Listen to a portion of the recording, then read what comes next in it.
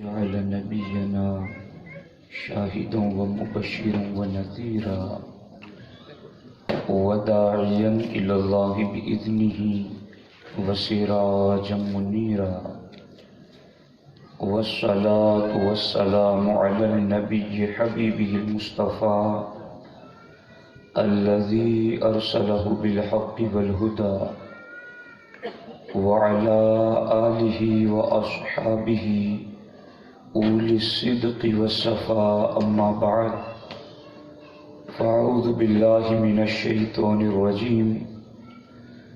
بسم الله الرحمن الرحيم. قال النبي صلى الله تعالى عليه وسلم: من أحب سنتي فقد أحبني ومن أحبني كان معي في الجنة. صدق رسوله النبي الأمين المختار الكريم الرؤوف الرحيم. لائق صد احترام حضرت مولانا سید عبدالحق صاحب قبلہ زید شرفہ، دیگر سادات کرام، علماء ذوی الاحترام، حاضرین و حاضرات محفل، السلام علیکم ورحمۃ اللہ وبرکاتہ۔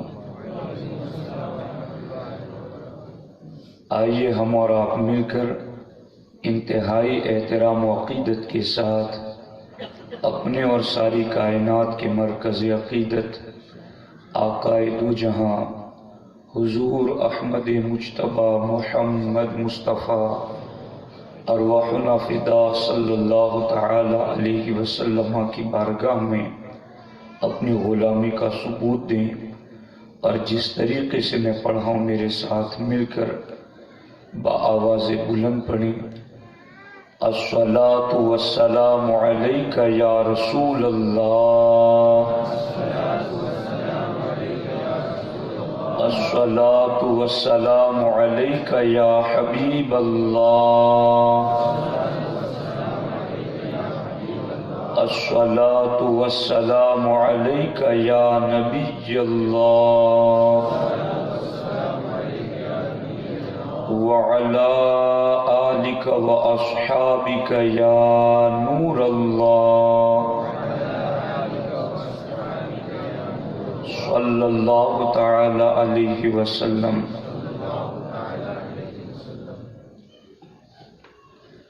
خواجہ ہند وہ دربار ہے اعلیٰ تیرا، خواجہ ہند وہ دربار ہے اعلیٰ تیرا، کبھی محروم نہیں مانگنے والا تیرا۔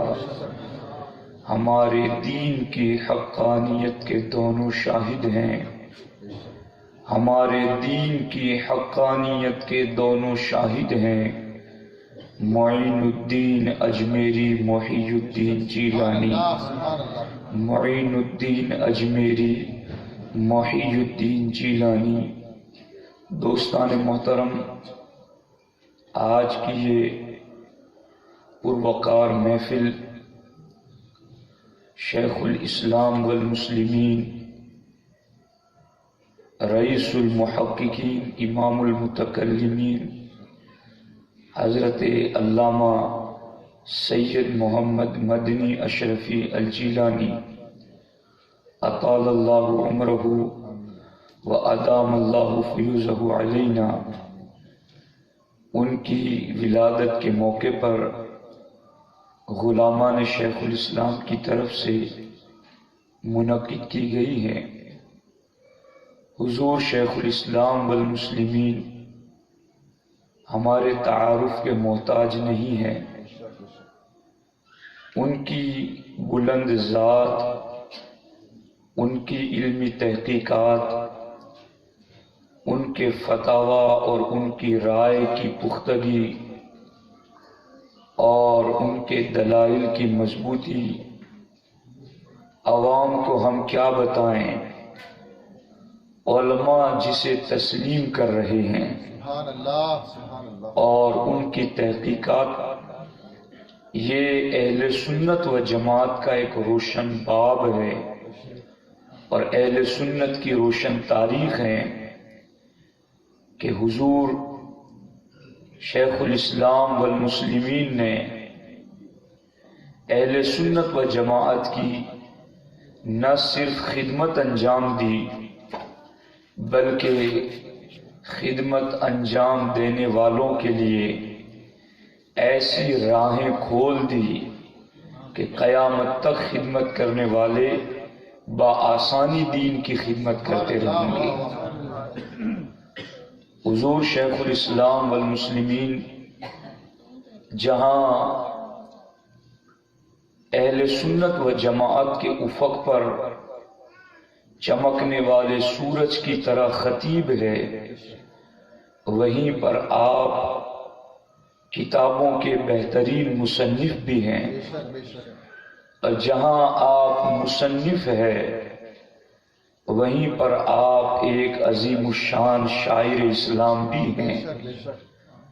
جہاں آپ شاعر اسلام ہیں وہیں پر آپ شیخ طریقت بھی ہیں، اور اس عظیم خانوادے سے آپ کا تعلق ہے جو 1-2 صدیاں نہیں 700 سال سے وہ خانوادہ دین و سنیت کی خدمت انجام دے رہا ہے، اور صرف خدمت ہی نہیں انجام دے رہا بلکہ ہر دور میں اس خاندان نے اہل سنت و جماعت کے علماء کی قیادت کی ہے، اور ان کی رہنمائی میں باقی علماء نے دین و سنیت کی خدمت انجام دی۔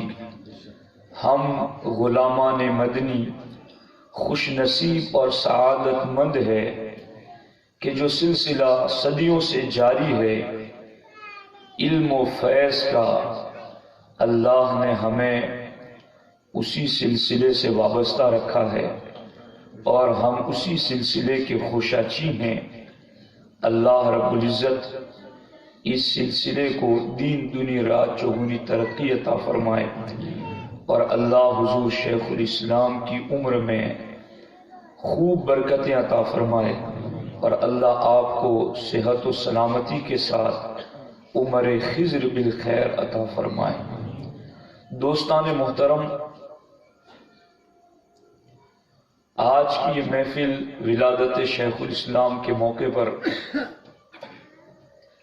سلطان الہند عطائے رسول سرکار غریب نواز رضی اللہ تعالی عنہ کی یاد میں بھی منعقد ہے، اور میں چاہتا ہوں کہ آج کی اس محفل میں ایک تفصیلی گفتگو آپ کے سامنے سیرت غریب نواز کے حوالے سے کر دوں تاکہ وہ ہمارے لیے ایک لائحہ عمل بنے اور ہم اسے سن کر کے عمل کی طرف مائل ہو سکیں۔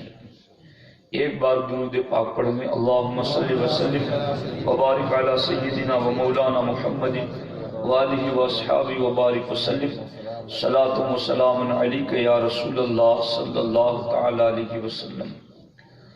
دوستان محترم، اللہ کے رسول حضور سید عالم صلی اللہ تعالی علیہ وسلم کا طریقہ یہی راہ نجات ہے۔ حضور سید عالم صلی اللہ تعالی علیہ وسلم کا طریقہ یہی صراط مستقیم ہے۔ حضور سید عالم صلی اللہ تعالی علیہ وسلم کا طریقہ ہی اللہ کی رضا کا ذریعہ ہے، اور یہی طریقہ مومنوں کے لیے جنت جانے کا ذریعہ ہے۔ اللہ کے رسول صلی اللہ تعالی علیہ وسلم کا طریقہ، جس طریقے کے حوالے سے اللہ کے رسول صلی اللہ تعالی علیہ وسلم نے باضابطہ اپنی امت کو تاکید کی کہ امت میرے طریقے پر چلے، امت میری سنتوں پر چلے۔ میرے آقا علیہ الصلوۃ والسلام تو یہاں تک فرماتے ہیں من احب سنتی فقد احبنی۔ اللہ کے رسول صلی اللہ تعالی علیہ وسلم فرماتے ہیں جس نے میری سنت سے محبت کی اس نے مجھ سے محبت کی۔ ومن احبنی کان معی فی الجنہ، اور جس نے میری سنت سے پیار کر کے مجھ سے محبت کی وہ جنت میں میرے ساتھ رہے گا۔ آپ دیکھیں اللہ کے رسول صلی اللہ تعالی علیہ وسلم، آج ہم میں سے ہر کوئی محبت رسول کا مدعی ہے، ہم میں سے ہر کوئی عشق رسول کا دعوے دار ہے، ہم میں سے ہر کوئی آقا علیہ الصلوۃ والسلام سے پیار کی بات کر رہا ہے، لیکن سنو حضور کس کی محبت قبول کر رہے ہیں، حضور کس کے عشق کو قبول کر رہے ہیں، حضور کس کو اپنی محبت کی سند دے رکھے گئے، تو سرکار فرماتے ہیں من احب سنتی فقد احبنی، سرکار کہتے ہیں جس نے میری سنت سے پیار کیا حقیقت میں اس نے مجھ سے پیار کیا، جس نے میری سنت پر عمل کیا اس نے حقیقت میں مجھ سے پیار کیا، جس نے میرے طریقے پر عمل کیا اس نے حقیقت میں مجھ سے محبت کی، اور جو میری سیرت اور میرے طریقے پر چل کر مجھ سے محبت کرے گا وہ مجھ سے دور نہ رکھے گا، کان معی فی الجنہ، وہ جنت میں میرے پڑوس میں رکھے گا، وہ جنت میں میرے ساتھ رکھے گا۔ آپ دیکھیں حضور علیہ الصلوۃ والسلام کا طریقہ امت کے لیے کتنا اہم ہے اور امت کے لیے کتنا ضروری ہے۔ اسی کو اقبال نے بھی کہا تھا، طریقہ مصطفیٰ کو چھوڑنا ہے وجہ بربادی، اسی سے قوم دنیا میں ہوئی ہے بے اقتدار اپنی، ہمیں کرنی ہے شہنشاہ بطحا کی رضا جوئی، وہ اپنے ہو گئے تو رحمت پروردگار اپنی۔ اقبال کہتے ہیں یہ جو ہماری بربادی کی وجہ ہے، باپ بیٹے سے نالا ہے، بیٹا باپ سے پریشان کے، ماں بیٹی سے پریشان کے، بیٹیاں ماں سے پریشان کے، کنبے والے کنبے والوں سے، پڑوسی پڑوسی سے، رشتہ داروں سے، دست و گریباں جو آج نظر آ رکھے گے۔ اقبال کہتے ہیں طریقہ مصطفیٰ کو چھوڑنا ہے وجہ بربادی، ہماری بربادی کی وجہ کوئی اور نہیں ہے، ہماری بربادی کی وجہ طریقہ مصطفیٰ کو چھوڑ دینا ہے۔ اور یاد رکھنا سنت موقدہ جو چیزیں ہوتی ہیں اس کے بارے میں تو میرے آقا فرماتے ہیں لو ترکتم سنت نبیکم لضللتم، اگر تم نے اپنے نبی کی سنت کو چھوڑ دیا تو تم گمراہ ہو جاؤ گے، تم بہک جاؤ گے، تم راہ حق کو چھوڑ دو گے اور تمہیں سیدھا راستہ نہ مل سکے گا۔ بلکہ اللہ کے رسول صلی اللہ علیہ وسلم کی بارگاہ میں امیر المؤمنین عمر فاروق اعظم رضی اللہ تعالی عنہ کو تورات کا نسخہ لے کر آئے اور تورات مقدس کا نسخہ لے کر بارگاہ کی رسالت میں بیٹھ کر کے حضرت عمر تورات کی تلاوت کرنا شروع کر دیتے ہیں۔ عمر کی نظر تورات کے نسخے میں گئے، تورات میں دیکھ کر تورات شریف کی تلاوت کرتے گئے، اور ادھر صدیق اکبر رضی اللہ تعالیٰ عنہ بھی موجود گئے۔ صدیق اکبر کی نگاہ مصطفیٰ کریم صلی اللہ علیہ وسلم کے چہرے پر گئے، اور کیوں نہ کو صدیق سے پوچھا گیا تھا صدیق تمہیں سب سے زیادہ محبوب چیز کیا ہے، صدیق تمہیں سب سے زیادہ پسند کیا ہے، تو صدیق اکبر کہتے کہ النظر الی وجہ رسول اللہ صلی اللہ علیہ وسلم، اپنے آقا کے چہرے کو دیکھتے رہنا یہ صدیق کو سب سے زیادہ پسند ہے۔ آپ دیکھیں تو صحیح صدیق اکبر رضی اللہ تعالیٰ عنہ کو رخ والدعا کو دیکھ رکھے کہ عمر تورات کی تلاوت کر رکھے کہ اللہ اکبر۔ حضرت عمر فاروق اعظم رضی اللہ تعالی عنہ کو جب تورات کے اندر نگاہ جمائے ہوئے تھے، صدیق رخ والدعا پر نگاہ جمائے ہوئے تھے، اتنے میں صدیق کیا دیکھتے کہ حضور کی ناراضگی بڑھ رکھی کہ آقا علیہ السلام غضبناک ہو رکھے کہ، اور میرے امام نے اسی لیے تو کہا تھا غضب سے ان کے خدا بچائے، جلال باری عتاب میں ہے ان کے غضب سے خدا بچائے۔ یہ نبی غضبناک ہوتے کہ تو خدا کا جلال بھی عتاب برساتا کہ خدا بھی جلال میں آ جاتا کہ اللہ اکبر۔ حضرت سیدنا عمر فاروق اعظم تورات پڑھ رکھے کہ، اور صدیق اکبر نے حضور کے چہرے کو دیکھا، اور حضور کے چہرے کو دیکھ کر کیا دیکھا، سرکار ناراض ہو رکھے کہ سرکار کے چہرے کے اوپر ناراضگی کے آثار چہرے سے نمودار ہیں۔ صدیق اکبر عمر کی طرف دیکھ کر کہتے کہ سکلت کا سواکل، عمر تجھ پر رونے والیاں روئے، تو تورات تو پڑھ رہا کہ لیکن حضور کے چہرے کو تو دیکھ، آقا ناراض کو رکھے کہ، اور آقا جس چیز سے ناراض کو تم تورات پڑھ رکھے کو۔ اتنے میں حضرت عمر فاروق اعظم رضی اللہ تعالی عنہ کو نے نگاہ اٹھا کر آقا علیہ السلام کی طرف دیکھا، آقا کا چہرہ غضبناک تھا۔ حضرت عمر نے کیا کہا؟ اعوذ باللہ من غضب اللہ و غضب رسول اللہ، یا رسول اللہ کی صلی اللہ علیہ وسلم میں اللہ کی پناہ چاہتا ہوں اللہ کے غضب سے اور اللہ کے رسول کے غضب سے۔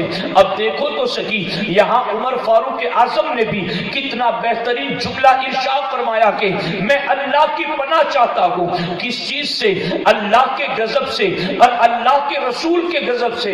آج کلمہ پڑھنے والوں میں کئی گروہ ایسے بھی پائے جا رہے کہ اگر اللہ کے ساتھ اللہ کے رسول کا نام ملا دیا جائے تو پھر انہیں ہر جگہ شرک نظر آتا کہ مسجد کے منبر پر اللہ کے ساتھ اللہ کے رسول کا نام کو تو انہیں شرک لگتا کہ وہ پھر حضور کا نام مٹانے کے لیے تل جاتے کہ یا اللہ کے ساتھ اللہ کے نام کے ساتھ یا لگا ہو، حضور کے نام کے ساتھ یا لگا ہو، تو وہ پھر اللہ کو پر انہیں وہاں پر شرک نظر آتا کہ لیکن عمر کی سوچ کیا کہ عمر فاروق اعظم رضی اللہ تعالیٰ عنہ کو جہاں اللہ کے غضب سے اللہ کی پناہ چاہتے ہیں وہاں حضور کے غضب سے بھی اللہ کی پناہ چاہتے کہ اللہ اکبر۔ اسی کو میرے امام نے کہا تھا یعنی محبوب و محب میں نہیں میرا تیرا۔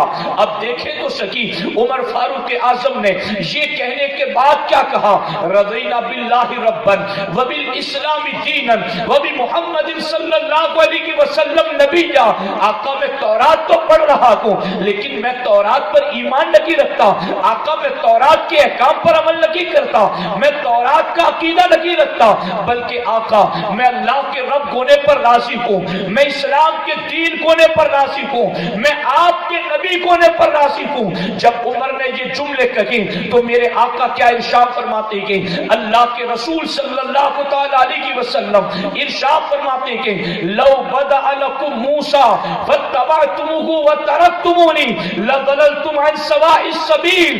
اے عمر تم تورات پر لگے کو جو تورات موسیٰ پر اتری کہ سنو سنو اگر اس وقت موسیٰ بھی آ جائے اور تم مجھے چھوڑ کر موسیٰ کی پیروی شروع کر دو تو بھی تم گمراہ ہو جاؤ گے، تو بھی تم راہ کے حق سے بہک جاؤ گے، اس لیے کہ میرا دین اگلے سارے دینوں کو جس دین نے منسوخ کر دیا ہے، میرے دین نے اگلی ساری شریعتوں کے احکام کو منسوخ کر دیا ہے۔ اب قیامت تک دین چلے گا تو صرف محمد عربی کا چلے گا، اب قیامت تک احکام چلے گے تو رب کے وحی احکام چلے گے جو حضور کے واسطے سے بندوں تک پہنچے گے۔ اللہ اکبر۔ اس کے بعد میرے آقا فرماتے کہ لو کان موسیٰ حیًا وادرکنی واتبعنی، میرے آقا فرماتے کہ یہ تو موسیٰ ہوتے اور تم موسیٰ کی پیروی کرتے تو یہ معاملہ ہوتا، لیکن سنو عمر اگر اس وقت موسیٰ حیات ظاہری کے ساتھ دنیا میں زندہ ہوتے تو موسیٰ بھی میری پیروی کرتے، موسیٰ بھی میرے طریقے پر عمل کرتے۔ اب یہاں دیکھو تو سکی حضور کا طریقہ کتنا اہم ہے، حضور علیہ السلام کے طریقے کی اہمیت کتنی زیادہ ہے۔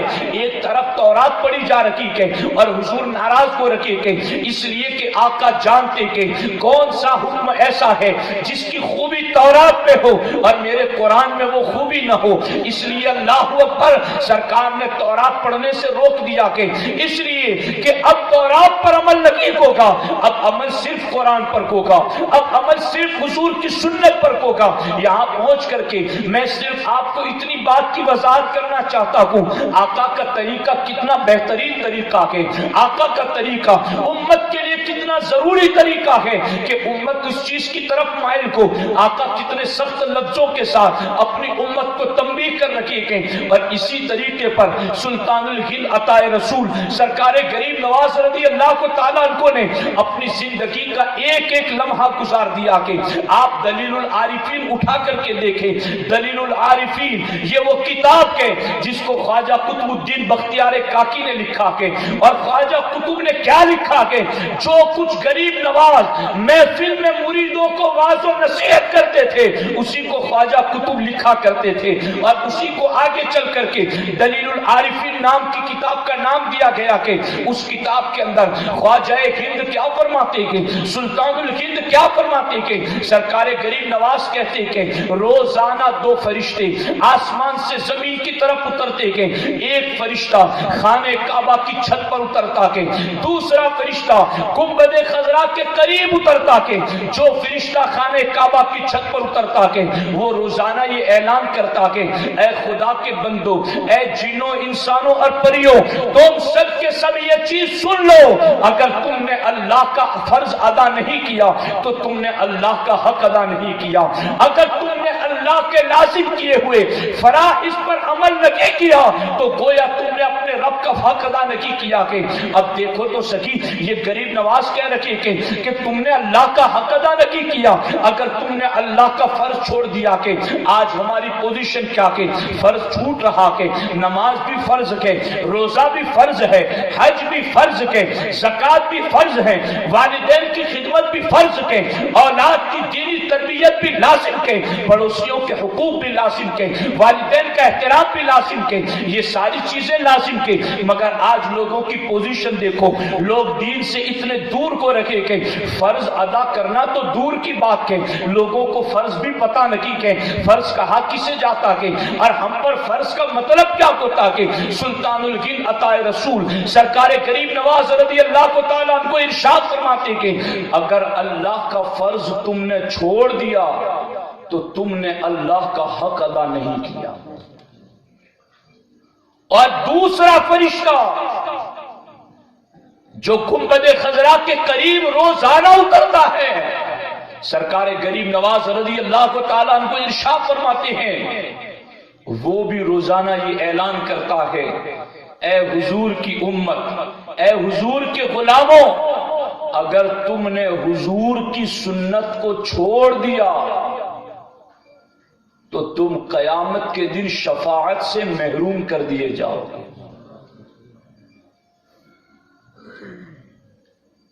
ہم تو اپنے نبی کو شفیع المذنبین مانتے ہیں، ہم اپنے نبی کو شافع یوم محشر مانتے ہیں، ہم اپنے نبی کو صاحب لواء الحمد مانتے ہیں، ہم اپنے نبی کو مالک کوثر مانتے ہیں، مگر خود سلطان الہند غریب نواز فرماتے ہیں اگر حضور کی سنت کو تم نے چھوڑ دیا تو روزانہ فرشتہ گنبد خضرا کے قریب سے اعلان کرتا ہے، پھر قیامت کے میدان میں شفاعت کی امید نہ رکھنا، تمہیں شفاعت سے ایڈوانس محروم کر دیا جائے گا، اس لیے کہ تم نے دنیا میں اپنے نبی کی سنت کو چھوڑ دیا تھا۔ اور یاد رکھو اس چیز کو، سنت رسول پر عمل کتنا ضروری ہے، طریقہ مصطفیٰ پر عمل کتنا ضروری ہے، سرکار غریب نواز رضی اللہ تعالیٰ نے اسی کتاب میں فرماتے ہیں، اور آج میں ساری باتیں اسی کتاب کے حوالے سے آپ کو بتاؤں گا۔ چونکہ محفل اگر غریب نواز کی ہے تو پھر بات بھی غریب نواز کی ہو، طریقہ بھی ان کا ہو۔ اللہ اکبر۔ سرکار غریب نواز رضی اللہ تعالیٰ عنہ کو ارشاد فرماتے ہیں، قیامت کے میدان میں جنت میں جانے سے پہلے 50 مقامات پر کھڑا رکھ کر کے اس بندے سے سوالات کیے جائیں گے۔ 50 مقامات۔ کوئی بڑی کمپنی میں جانا ہو تو 5 مرتبہ چیک کیا جاتا ہے، اور موبائل بھی رکھوا دیا، یہ چیز بھی نہیں چلے گی، آگے جاتے یہ چیز بھی نہیں چلے گی، آگے جاتے یہ بھی نہیں چلے گی، تو پھر جنت تو جنت ہے، اللہ کی رضا کا مظہر ہے۔ جنت تو سونے چاندی کی اینٹوں کو رکھ کر کے بنائی گئی ہے، اس میں جانے سے پہلے سلطان الہند کہتے ہیں 50 مقامات پر کھڑے رکھ کر کے سوال کیے جائیں گے۔ اب سنو آگے غریب نواز کیا فرماتے ہیں۔ فرماتے ہیں پہلا سوال قیامت کے میدان میں ایمان کے بارے میں ہوگا،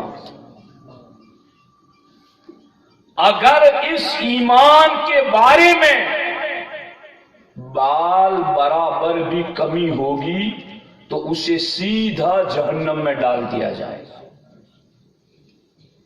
پھر اس سے کوئی سوال نہیں کیا جائے گا، ایمان میں کبھی برداشت نہیں کی جائے گا اور اسے سیدھا جہنم میں پھینک دیا جائے گا۔ ایک تابعی کہتے ہیں کہ میں نے 30 صحابہ سے ملاقات کی اور ہر صحابی رسول کو میں نے یہ کہتے ہوئے سنا، دعا کرو کہ ہمارا خاتمہ ایمان پر ہو جائے۔ یہ کن کی بات میں آپ کو سنا رہا ہوں؟ صحابہ کرام کی، جن کے بارے میں سرکار نے فرمایا لا تمس النار من رآنی ورآ من رآنی۔ سرکار فرماتے ہیں جنہوں نے ایمان کی حالت میں مجھے دیکھا اور ایمان پر گئے وہ جنتی ہیں، انہیں جہنم کی آگ چھوئے گی بھی نہیں۔ وہ جن کا جنتی ہونا یقینی ہے وہ ایمان کے بارے میں کتنے فکر مند نظر آتے ہیں۔ آج قوم کو دیکھو جو دین سے دور ہے، ساتھیوں وہ تو دور ہی ہیں، مگر جنہیں تھوڑا بہت دین آتا ہے وہ بھی ہر بات میں اپنی زبان ہلانا ضروری سمجھ رہا ہے، وہ بھی ہر معاملے میں اپنی رائے دینا ضروری سمجھ رہا ہے۔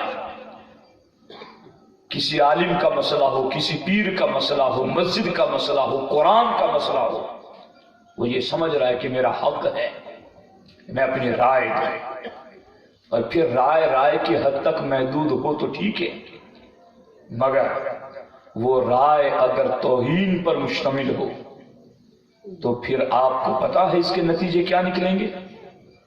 اس لیے یاد رکھو، بخاری شریف کی حدیث ہے، منافق ایمان کے بارے میں لاپرواہ رہتا ہے، اسے کوئی فکر نہیں رہتی، اور سرکار فرماتے مومن ایمان کے بارے میں ہمیشہ فکر مند رہتا ہے کہیں ایمان نہ نکل جائے۔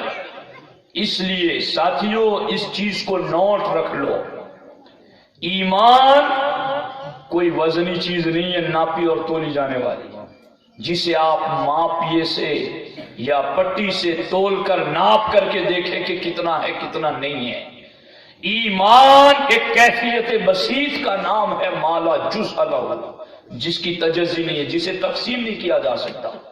آپ میں سے اگر کوئی بندہ خوش ہو یا کوئی غمگین ہو اور میں یہ کہوں کہ ذرا اپنی خوشی نکال کر کے دکھائیں، آپ اپنا غم نکال کر کے دکھائیں، آپ تو کیا آپ اور ہم خوشی اور غم کو نکال کر دکھا سکتے؟ بس یہی ایمان کی حالت ہے، جسے وجود سے نکال کر آپ نہیں دکھا سکتے ہیں۔ تو کیا پتا چلا؟ پتا یہ چلا یہ ایمان دل میں آیا تو بھی کوئی وزن نہیں بڑھا کہ تمہیں پتا چلے کہ ہاں ایمان ہے، کہ کچھ بولنے سے ایمان چلا جائے اور تم دیکھو کہ میرا 5 کلو وزن کم ہو گیا تو ایمان چلا گیا ہے۔ ایمان آیا تو بھی پتا نہ چلا اور جائے گا تو بھی پتا نہ چلے گا۔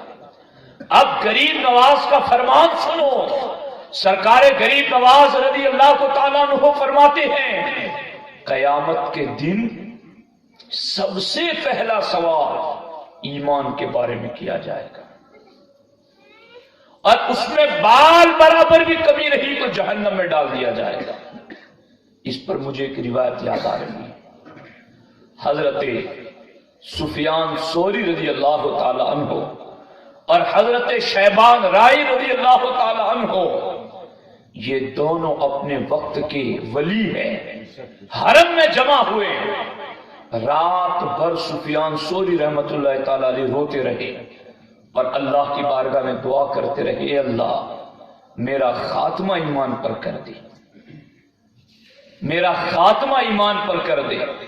صبح حضرت شیبان رائی رضی اللہ تعالیٰ عنہ نے پوچھا بھائی سفیان کیا بات ہے، رات بھر اتنا روتے رہے اور یوں دعا کرتے رہے؟ کہا مجھے ایک بات یاد آ گئی جس بات نے مجھے رلا دیا۔ کہا کیا بات ہے؟ کہ میرا ایک استاد تھا جس نے 40 سال تک حرم میں بیٹھ کر لوگوں کو حدیث کا درس دیا، مگر جب اس کا انتقال ہوا تو خاتمہ ایمان پر نہ ہو سکا۔ مجھے اس کی وہ بات یاد آئی اور اس بات کی وجہ سے میں رو رہا ہوں۔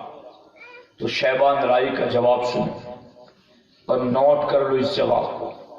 فرماتے ہیں بھائی سفیان تم اتنا زیادہ رو نہیں، اس لیے کہ وہ جو حدیث کا درس 40 سال تک دیتا تھا اس کا خاتمہ ایمان پر نہ ہو سکا۔ اس کی وجہ یہ تھی کہ وہ نیکیاں تو کرتا تھا مگر نیکی کے ساتھ ساتھ گناہ بھی کرتا تھا، جن گناہوں نے آخری وقت اس کا ایمان سے رشتہ توڑ دیا۔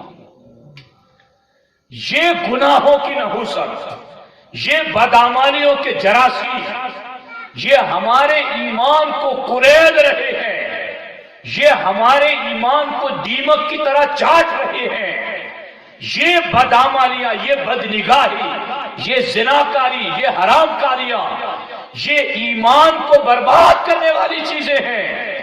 شیبان رائی کہتے ہیں سفیان تم نیکی تو کرتے ہو مگر گناہ نہیں کرتے، تو پھر رب سے امید رکھو اللہ تمہارا خاتمہ ایمان ہی پر فرمائے گا۔ یہ ہے غریب نواز کی فکر کہ قیامت کے دن پہلا سوال ایمان کے بارے میں ہوگا، اس لیے سوچ لو کہاں بیٹھنا ہے کہاں نہیں بیٹھنا، کس کی کتاب پڑھنی ہے کس کی نہیں پڑھنی، کہاں بیٹوں بیٹیوں کے رشتے کرنے ہیں کہاں نہیں کرنے۔ یہ ساری چیزیں وہ ہے جس کا تعلق ایمان اور عقیدے سے ہے، اور غریب نواز کہتے ہیں اگر میدان قیامت میں اس کے بارے میں بار برابر بھی کمی رہی پھر نہ نماز پوچھی جائے گی نہ روزے پوچھے جائیں گے، پھر اسے سیدھا جہنم میں دھکیل دیا جائے گا۔ اس لیے اور میں تو اس پر بارہا کہتا ہوں، قرآن میں اس حوالے سے 10 آیتیں موجود ہیں، میں صرف ایک آیت بطور نمونہ آپ کے سامنے پڑھ دوں۔ اللہ نے قرآن میں فرمایا من عمل صالحا من ذکر او انثى وهو مؤمن فلنحيينه حیاتا طیبہ۔ کیا مطلب؟ مرد نیک عمل کریں اور عورت نیک عمل کریں، وہو مومن، اگر ان کے پاس ایمان ہے، فلنحيينه حیاتا طیبہ، تو ہم اسے پاکیزہ زندگی عطا کریں گے۔ یعنی یہ مرد کا نیک عمل یا عورت کا نیک عمل اللہ نے شرط لگا دی وہو مومن، اگر ایمان ہے ان کے پاس تو آگے انہیں اچھی زندگی ملے گی۔ ہماری عوام بھی ہم سے کبھی کہتی ہے مولانا تمہاری گفتگو بھی اس وقت ختم نہیں ہوتی جب تک تم عقیدے پر بات نہیں کرتے۔ میں کہتا ہوں قرآن کی آیت ہی ختم نہیں ہوتی جب تک ایمان کی بات نہیں ہوتی۔ ہم کس کی فکر کی بات کریں، قرآن کی فکر بتائیں یا عوام کی فکر بتائیں؟ وَهُوَ مُؤْمِنٌ کی شرط قرآن میں جا بجا لگائی، اور آپ مجھے کوئی ایک آیت ایسی دکھا دیں جو قرآن میں رب نے کہا ہو کہ بغیر ایمان کے عمل قبول ہو جاتا ہے۔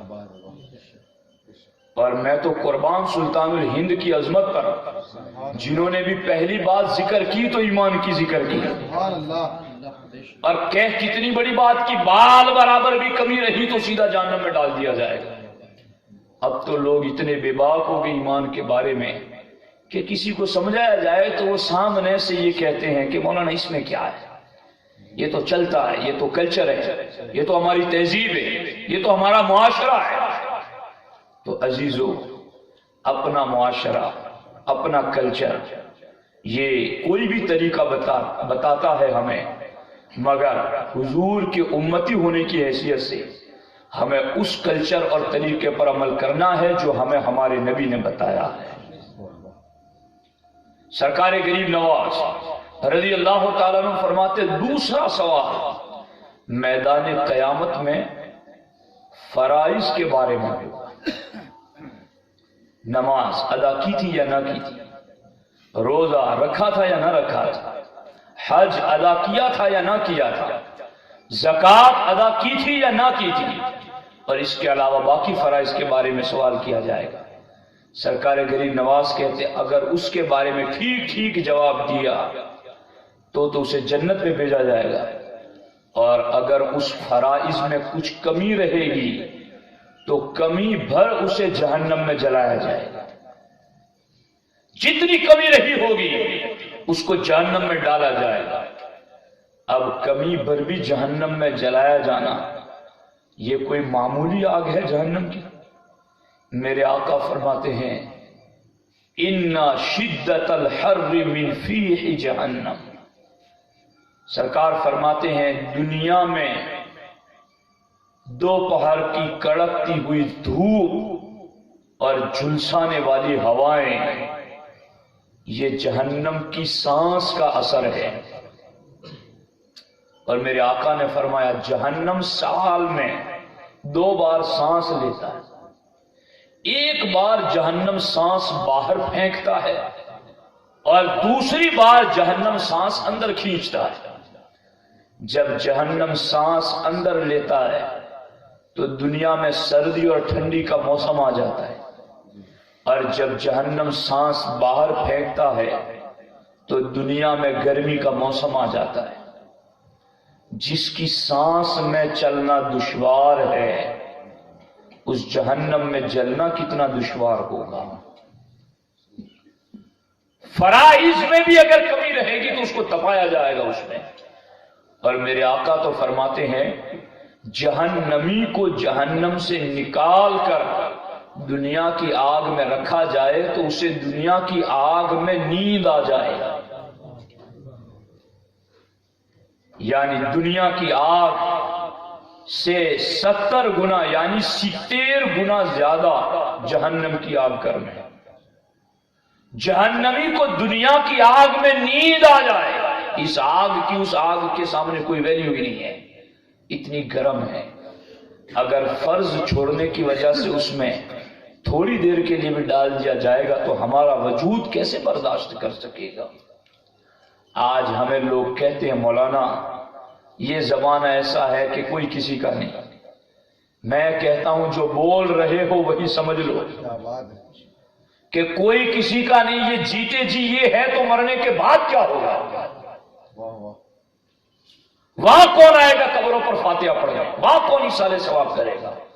کل تک وہ گزرا ہوا زمانہ اتنا بہتر تھا کہ جب بچپن کے دن تھے تو جمعہ کے بعد پابندی سے لوگ اپنے ماں باپ کی قبروں پر جاتے تھے۔ آج لوگ اتنے بزی ہو گئے انہیں عید کے دن بھی جانے کی فرصت نہیں۔ تو پھر سوچ لو کہ اگلے 10 سالوں میں کیا ہوگا۔ اس لیے یہ صرف بولو نہیں، اس پر خود بھی غور کرو کہ کوئی کسی کا نہیں۔ ہاں میں بھی یہ کہہ رہا ہوں کوئی کسی کا نہیں ہے، تو خود اپنے ہی تو بن جاؤ، خود اپنے ہی تو ہو جاؤ، خود اپنا ہی آخرت کا تو بھلا کر لو۔ اور غریب نواز کہتے ہیں فرائض میں کمی رہے گی تو کمی بھر جہنم میں جلایا جائے گا، تو پھر کمی نہ رہنے دو ساتھیوں۔ اور آخری بات جو میری موضوع سے ریلیٹڈ ہے، سرکار غریب نواز رضی اللہ تعالیٰ عنہ فرماتے تیسرا سوال میدان قیامت میں سنت کے حوالے سے ہوگا، حضور کے طریقے کے حوالے سے، حضور کی سنت کے حوالے سے ہوگا۔ اور سرکار غریب نواز فرماتے ہیں اگر سنت کسی نے چھوڑی ہوئی ہوگی تو پھر رب فرشتوں سے کہے گا جاؤ اسے لے جاؤ ہمارے حبیب کی بارگاہ میں، اور حبیب سے کہو یہ تھا امتی اور آپ کی سنتوں کو چھوڑتا تھا۔ سرکار غریب نواز نے یہ بات کی تو زارو قطار رونے لگے۔ یہ خواجہ قطب الدین بختیار کاکی نے لکھا ہے کہ یہ بات کہتے کہتے ایمان کی بات پر، فرائض کی بات پر تو آپ کی آنکھوں میں آنسو نہیں آئے، مگر سنت کی بات آئی تو سرکار غریب نواز کی آنکھوں سے زارو زار آنسو برسنے لگے۔ لوگوں نے کہا حضور آپ سنت پر اتنا رو رہے ہیں؟ کہا اگر کوئی کمی رہ جائے گی تو قیامت کے دن اپنے نبی کو کیا منہ دکھا سکیں گے؟ اور سرکار غریب نواز رضی اللہ تعالیٰ عنہ کہتے ہیں ایک بار وضو کرتے کرتے مجھ سے بھول کر اتفاقاً خلال کی سنت چھوٹ گئی، ایک بار اتفاقاً بھول سے خلال والی سنت چھوٹ گئی، سرکار غریب نواز کہتے ابھی وضو مکمل ہی کر پایا تھا کہ غیب سے آواز آئی، معین الدین حسن ہمارے حبیب سے محبت کا دعویٰ بھی ہے اور ان کی سنت بھی بھول جاتے ہو۔ سرکار غریب نواز رضی اللہ تعالیٰ عنہ کہتے ہیں اس کے بعد زندگی کی آخری سانس تک میں نے کبھی کسی سنت رسول کو چھوڑا نہیں۔ آج ہماری پوزیشن نہ چہروں پر خوبصورت سنت رسول داڑھی ہے، نہ ہمارے گھروں میں قرآن کی تلاوت ہے، نہ ہمارے بچوں میں کوئی دینی تعلیم ہے، نہ ہماری مسجدیں آباد ہیں، بلکہ ایک عجیب فیشن کا زمانہ ہے اور عجیب لوگوں پر وسوسے اور خبط الحواسی طاری ہے اور عجیب دنیا میں مگن ہے، دنیا کی فیشنوں کا باضابطہ ریس لگا رہا ہے۔ میں کہتا ہوں پلٹ آؤ، اس ریس کی انتہا جہنم کا گھڑا ہے، گر جاؤ گے اس میں۔ اور سرکار فرماتے ہیں کہ لوگوں میری اور تمہاری مثال ایسی ہے جیسے کوئی چراغ جلائے تو پتنگے کود کود کر اس میں گر رہے ہوتے ہیں، اس لیے کہ پتنگے یہ سمجھتے ہیں یہ نور ہے، مگر وہ جلنے والا چراغ نور نہیں نار ہے۔ لیکن پروانوں کو پتا نہیں، وہ جل جاتے ہیں تو پتا چلتا ہے، مگر اس کے بعد کیا فائدہ، ختم ہو گئے۔ سرکار فرماتے ہیں بس انی آخذ بحجزکم، سرکار فرماتے ہیں میں بھی جہنم کے سرے پر کھڑا رہ کر کے تمہاری کمر پکڑ پکڑ کر کے تمہیں جہنم سے کھینچ رہا ہوں، مگر تم ہو کہ کود کود کر اس میں گر رہے اور تم اسے نور سمجھ رہے ہو۔ یہ نور نہیں، یہ نار ہے، نار، یہ روشنی نہیں، یہ جہنم کی آگ ہے۔ بچاؤ اپنی نوجوان نسل کو اس فیشن پرستی سے اور لاؤ انہیں سنت رسول کے طریقے پر، اس لیے کہ غریب نواز بھی اس چیز کو تو بتاتے بتاتے رو پڑے۔ اگر کمی رہ گئی سنت کی ادائیگی میں تو جواب حبیب علیہ الصلوۃ والسلام کو کیا دے سکیں گے؟ اور سرکار غریب نواز تو کہتے ہیں کہ فرشتہ روزانہ اعلان کرتا ہے کہ جس نے سنت کو چھوڑ دیا وہ شفاعت سے محروم ہو گیا۔ یہ فکر غریب نواز ہے، یہ تعلیمات غریب نواز ہے۔ اور عزیزو، اسی پر بات ختم نہیں ہوتی ہے۔ سرکار غریب نواز رضی اللہ تعالیٰ عنہ نے اپنی کتاب میں خود دو بزرگوں کے واقعے لکھے سنت کے حوالے سے۔ کیا فرماتے ہیں؟ سرکار غریب نواز لکھتے ہیں کہ حضرت فضیل بن عیاض رضی اللہ تعالیٰ عنہ جو سرکار غوث پاک کے سلسلے میں بھی اوپر کے بزرگ ہیں، وہ فضیل بن عیاض رضی اللہ تعالیٰ عنہ وہ بھی وضو کر رہے تھے اور وضو کرتے کرتے چونکہ ہاتھوں کو چہرے کو 3 بار دھونا سنت ہے، مگر فضیل بن عیاض رضی اللہ تعالیٰ عنہ نے ہاتھوں کو صرف 2 مرتبہ دھویا اور نماز ادا کر لی۔ لیکن نماز ادا کر کے جب سوئے تو خواب میں آقا علیہ الصلوۃ والسلام کو دیکھا۔ سرکار کہنے لگے فضیل مجھے تعجب ہے تم پر، امتی میرے ہو اور میری سنت میں کمی کر دیتے ہو۔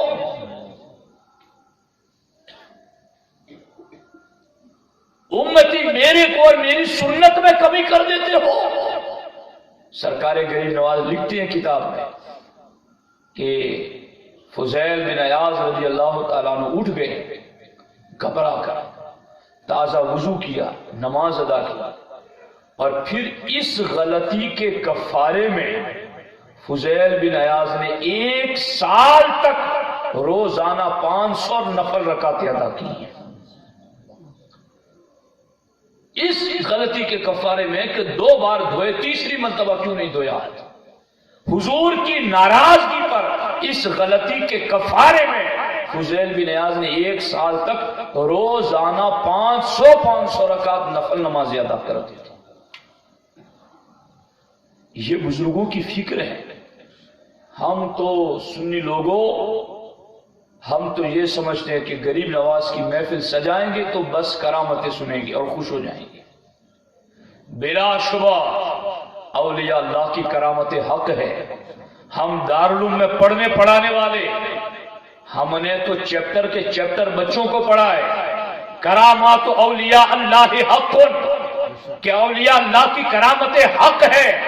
ہم قرآن و سنت سے دلیل دیتے ہیں اس پر کہ ولیوں کی کرامتیں کوئی من گھڑت نہیں، یہ قرآن و سنت میں ثابت ہے. لیکن ولی کا اصل طریقہ جو ہوتا ہے وہ صرف کرامت نہیں ہے.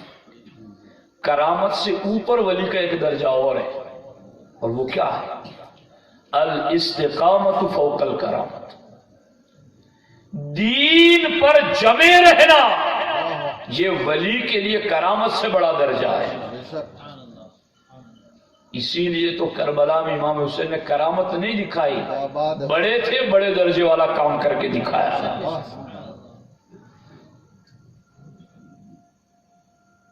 انکار نہیں کرامت کا، مگر زندگی کو نکھارنے کے لیے تو سیرت سامنے چاہیے.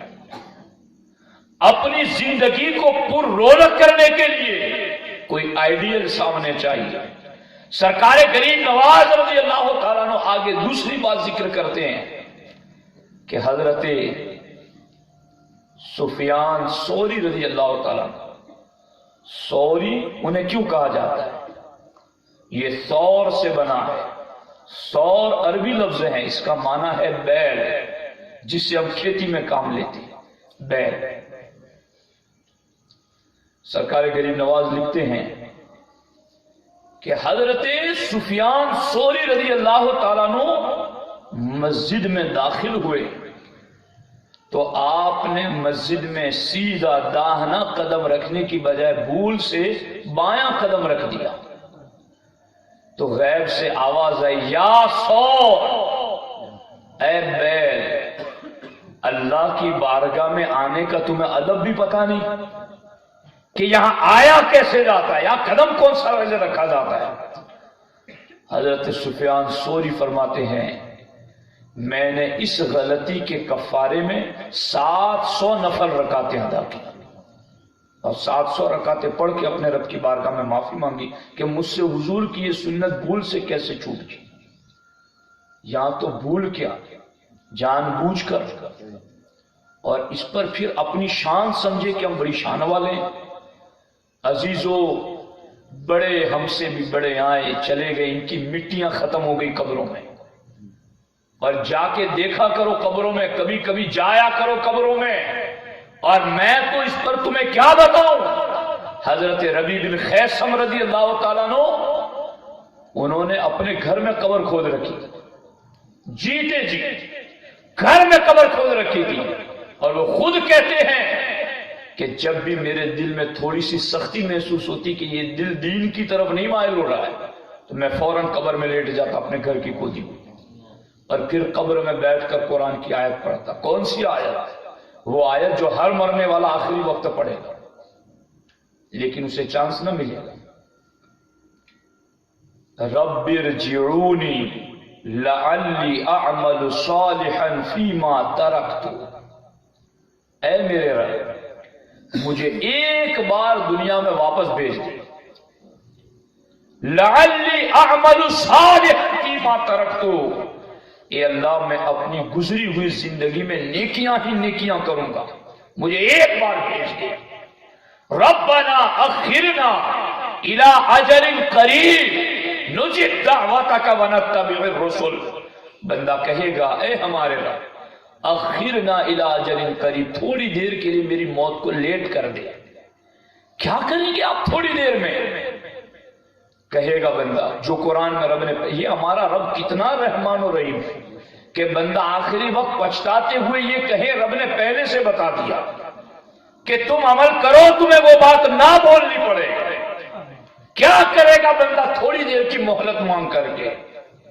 بندہ کہے گا نجب دعوتک، اے اللہ تھوڑی دیر کے لیے موت لیٹ کر دے، میں تیرے ہر حکم پر لبیک کہوں گا، نجب دعوتک، تیرے ہر حکم پر لبیک کہوں گا، ونتبع الرسل، اور میں تیرے رسولوں کی فرما برداری کروں گا۔ مگر اس وقت پتا ہے ادھر رب کی بارگاہ سے جواب کیا آئے گا؟ رب نے ساتھ میں ہی بتا دیا۔ اس وقت رب فرمائے گا اولم تکونوا اقسمتم من قبل ما لکم من زوال، تو قسمیں نہیں کھاتا تھا کہ تجھے مرنا ہی نہیں ہے، تو قسمیں کھاتا تھا کہ تجھے زوال نہیں آئے گا، تجھے مرنا نہیں ہے۔ اللہ اکبر۔ ایک اللہ کے ولی ہمارے جیسی بستی میں ہی آئے اور رو رہے تھے، بازار میں لوگوں کو دیکھ کر لوگوں نے کہا بابا کیوں رو رہے ہو؟ کہا آج میں انہیں کہہ رہا ہوں کہ اللہ سے صلح کر لو تو یہ مان نہیں رہے، آج میں انہیں کہہ رہا ہوں کہ اللہ سے صلح کر لو تو یہ مان نہیں رہے۔ تو وہ بندہ انہیں پکڑ کر قبرستان میں لے گیا کہ حضرت اب یہ نہیں مانیں گے، آپ کیوں رو رہے ہیں، باہر چلے جا بستی سے باہر۔ قبرستان میں گئے، دوسرے دن اسی بندے نے قبرستان میں دیکھا کہ وہ قبرستان میں رو رہے ہیں۔ کہا اب یہاں کیوں رو رہے ہیں؟ کہا آج قبر والے کہتے ہیں ہماری صلح کرا دو اللہ سے، مگر آج اللہ نہیں مان رہا ہے۔ یہ باتیں تمہیں کوئی نہیں بتائے گا، اور ہم بھی رہیں نہ رہیں، مر گئے جیے کوئی پتہ نہیں ہے۔ اور میں تو اتنی بات پر یقین رکھتا ہوں ساتھیوں، زندگی بدلنے کے لیے کوئی گھنٹوں گھنٹوں کی تقریریں ضروری نہیں ہے، ایک بات پکڑ لو زندگی کامیاب ہو جائے گی۔ کل قبر میں لیٹے لیٹے کہو گے ہماری صلح ہو جائے ہمارے رب سے، ہماری صلح ہو جائے ہمارے رب سے، ہماری صلح ہو جائے ہمارے رب سے، اس وقت رب نہیں مانے گا۔ آج وقت ہے اپنے رب کو مناؤ۔ سرکار غریب نواز رضی اللہ تعالیٰ عنہ فرماتے ہیں ایمان کے بارے میں سوال، فرائض کے بارے میں سوال، سنت رسول اللہ صلی اللہ علیہ وسلم کے حوالے سے سوال، یہ سارے سوالات کب ہوگی؟ حشر کے میدان میں۔ اس لیے اس کی تیاری کرو، اس کے لیے آگے بڑھو۔ اور میں ایک بات اور عرض کرنا چاہتا ہوں جو سرکار غریب نواز رضی اللہ تعالیٰ عنہ نے ذکر فرمائی ہے۔ غریب نواز نے حدیث پاک ذکر کی، سلطان الہند رضی اللہ تعالیٰ عنہ فرماتے ہیں کہ اللہ کے رسول صلی اللہ تعالیٰ علیہ وسلم نے ایک بار شیطان کو دیکھا، بہت غمگین تھا، پشیماں تھا۔ سرکار نے پوچھا تو اتنا غمگین کیوں ہے؟ اس نے کہا آپ کی امت میں 4 گروہ ایسے ہیں جو مجھ پر ہمیشہ ضرب لگاتے رہتے ہیں اور ان کی ضربوں سے میں غمگین ہوں۔ اور اس پر یاد رکھو اس چیز کو، آج اگر کوئی بندہ ہمارے اپنے نفس کا دشمن ہو تو ہم اس کی چالاکیوں کو جانتے ہیں، اس کے فریبیوں کو جانتے ہیں، اس کی طاقت کو جانتے ہیں، اور اس سے ہوشیار رہتے ہیں یہ کبھی ہمیں پھندے میں نہ ڈال دے۔ اور اگر گھر کے آگے سے 2 بار چکر لگا دے تو ہم الرٹ ہو جائیں، اس کا کیا ارادہ ہے، ہمارے گھر کے آگے سے 2 بار گیا ہے آج۔ یہ تو ہمارا اپنے نفس کے دشمن کے حوالے سے تصور اور خیال ہے۔ شیطان اللہ کا دشمن ہے، اللہ کے رسول کا دشمن ہے، ہر مومن کا دشمن ہے۔ اور رب قرآن میں کہتا ہے ان الشیطان لکم عدو فاتخذوہ عدوا، رب فرماتا ہے شیطان تمہارا دشمن ہے تو تم بھی اسے اپنا دشمن سمجھو، تو وہ تمہارا دشمن ہے۔ اب حضور نے اس سے پوچھا کہ تو غمگین ہے تو کیوں غمگین ہے؟ تو شیطان نے بتا دیا آپ کی امت کے 4 گروہوں کی وجہ سے میں بہت غمگین رہتا ہوں۔ کون کون سے؟ کہ آپ کی امت کا پہلا گروہ جو مجھے غمگین کرتا ہے وہ مؤذنین کا گروہ ہے، وہ اذان دینے والوں کا گروہ ہے کہ جب وہ اذان دیتے ہیں تو ان کی اذان سن کر ہر مومن لبیک کہتا ہے۔ اور ہر مومن وہی لفظ دہراتا ہے جو مؤذن دہراتا ہے، اور مؤذن کے کلمات سن کر کے جب بندہ مسجد کی طرف آتا ہے اور ان الفاظ کو دہراتے ہوئے جواب دیتا ہے تو اللہ اذان کہنے والے اور سننے والے دونوں کی مغفرت فرما دیتا ہے۔ اس وجہ سے میں غمگین ہوں۔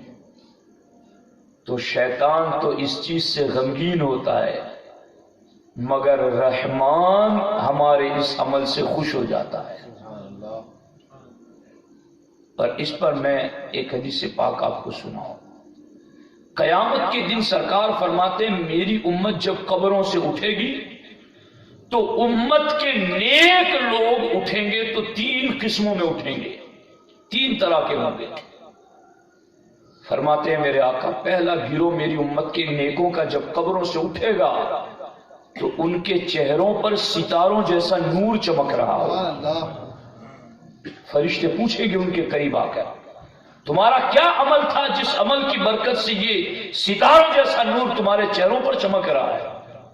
اس وقت وہ کہیں گے ہمارا عمل یہ تھا کہ مسجد میں جب اذان ہو جاتی تو اذان سنتے ہی ہم کاروبار بند کر دیتے، دکان بند کر دیتے اور پھر ہم نماز کی تیاری میں لگ جاتے۔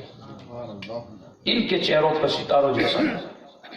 اب اگر ہم میں سے بھی کوئی ایسا ہے جو کاروبار میں، دھندے میں، تجارت میں، کھیتی باڑی میں لگا ہے اور اذان ہو اور وہ بند کر کے مسجد کی طرف آ جائے تو انشاءاللہ میرا رب اس کے چہرے پر بھی ستاروں والا نور عطا فرمائے گا۔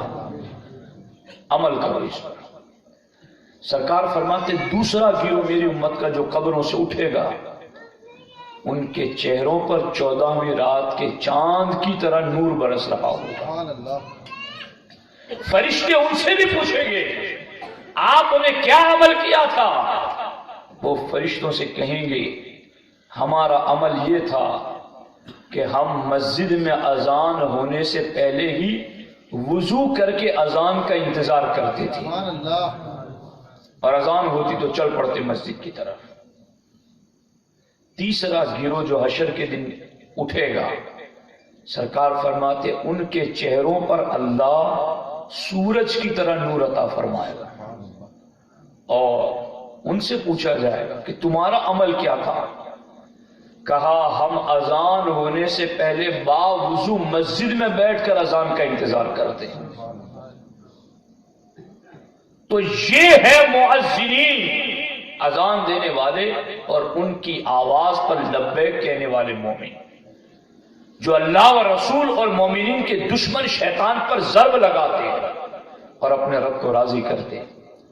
دوسرا گروہ فرماتے ہیں دوسرا گروہ وہ ہے جو جہاد میں نکلتے ہیں، جن کے گھوڑوں کی سموں سے آواز پیدا ہوتی ہے اور وہ جب تکبیر کی صدا لگاتے ہیں تو اللہ ان مجاہدین کے ساتھ ان کے گھر والوں کی بھی مغفرت فرما دیتا ہے۔ اور تیسرا گروہ سرکار غریب نواز لکھتے ہیں حضور فرماتے تیسرا گروہ جو شیطان کو غمگین کرتا ہے یہ وہ گروہ ہے جو ہر حال میں رزق حلال کی پابندی کرتا ہے۔ اس پر صرف ایک حدیث پاک بات، وقت بھی بڑھ رہا ہے اور مجھے اس کا احساس ہے۔ دیکھو یہ بڑی اہم چیز ہے، رزق حلال۔ رزق حلال کھانے والا دکان پر کھیتی باڑی کوئی بھی کام کرے وہ دنیا داری نہیں، وہ جنت کی تیاری کر رہا ہے۔ وہ دکان پر بیٹھ کر کے بھی حلال کماتا ہے تو وہ ثواب پا رہا ہے، وہ عبادت کر رہا ہے رب کی۔ میرے آقا فرماتے ہیں المعدۃ حوض البطن والعروق الیہا واردۃ۔ سرکار فرماتے ہیں انسانی جسم کا حوض پیٹ ہے، والعروق الیہا واردۃ، اور پورے جسم کی رگیں پائپوں کی طرح اسی پیٹ سے غذا حاصل کر رہی ہیں۔ اب اس کو یوں سمجھو، اگر حوض میں پانی گندا ہو اور نل کھولیں آپ تو پانی پاک آئے گا یا گندا آئے گا؟ کیا خیال آپ کا؟ سو تو نہیں گئی؟ حوض کا پانی اگر نجس اور ناپاک ہے، نل کھولیں گے آپ اگل بگل کے تو پانی کیسا آئے گا؟ ناپاک ہی آئے گا۔ اور اگر حوض کا پانی پاک ہے تو نل کسی بھی سائز کا آپ کھول دے پانی پاک ہی آئے گا۔ ہمارے نبی فرماتے ان صحت، پیٹ انسانی جسم کا حوض ہے، پورے جسم میں پانی یہیں سے پہنچتا ہے، آنکھوں کو طاقت، کانوں کو طاقت، زبان کو طاقت، دماغ کو طاقت، ہاتھ پاؤں کو طاقت، یہ پیٹ ہی سے تو ہو کے پہنچتی ہے۔ سرکار فرماتے ہیں اس حوض میں اگر تم پاک ڈالو گے تو تمہاری سوچ بھی پاکیزہ بنے گی، تمہاری زبان پر کلمات بھی پاکیزہ جاری ہوں گے، تمہاری نگاہ بھی پاکیزہ دیکھے گی، تمہارے قدم بھی پاکیزگی کی طرف چلیں گے۔ لیکن اگر اسی حوض میں اگر ہم نے گندگی ڈال دی اور حرام لقموں کی نجاست ڈال دی تو پھر اس ذہن میں بھی خبیث سوچ آئے گا، پھر یہ زبان بھی گالیاں بکے گی، پھر یہ کان بھی گناہ سنیں گے، پھر یہ آنکھیں بھی حرام دیکھیں گی۔ لیکن مومنوں سے تو کہا گیا رزق حلال کی تم پابندی کرو گے تو شیطان غمگین ہوگا، رحمان راضی ہوگا۔ اور چوتھی چیز سرکار غریب نواز فرماتے ہیں، اور یہ آخری چیز پر مجھے لمبی گفتگو نہیں کرنی، سرکار غریب نواز رضی اللہ تعالیٰ عنہ لکھتے ہیں کہ چوتھی چیز ہے وہ مسلمان جو فجر کی نماز پڑھنے کے بعد ذکر و اذکار میں بیٹھا رہے یہاں تک کہ سورج نکل جائے اور 20 منٹ کے بعد نماز اشراق پڑھ کے گھر آئیں تو ایسا بندہ وہ ہے جو شیطان کو غمگین کرتا ہے، اپنے رب کو راضی کرتا ہے۔ اور شیطان نے اب اگلی ایک بات کہا اے اللہ کے نبی، جب میں جنت میں تھا اور میں لوح محفوظ کو پڑھتا تھا اپنی آنکھوں سے تو میں نے لوح محفوظ میں یہ پڑھا تھا کہ جو مسلمان فجر کی نماز کے بعد اشراق پڑھ کر کے اٹھے اللہ اس کے ساتھ ساتھ اس کے خاندان والوں میں سے 70,000 لوگوں کی مغفرت فرما دیتا۔ سبحان اللہ، یہ کتنی بڑی بات ہے۔ اس لیے جو نمازی ہیں وہ کبھی کبھی یوں اشراق بھی پڑھ لیں، اور جو نہیں نمازی وہ نمازی بننے کی کوشش کریں، دین پر عمل کریں اور نمازوں کی پابندی کریں، ایمان کے بارے میں سوچ و فکر رکھیں، فرائض کی ادائیگی کریں، حقوق اللہ اور حقوق العباد کی ادائیگی کریں، اور اس سلسلے میں متنبع رہیں اور ہوش کے ساتھ مومنانہ زندگی گزارنے کی کوشش کریں۔ اللہ کریم کی بارگاہ میں دعا ہے رب ذوالجلال ہم سب کو عمل کی توفیق عطا فرمائے۔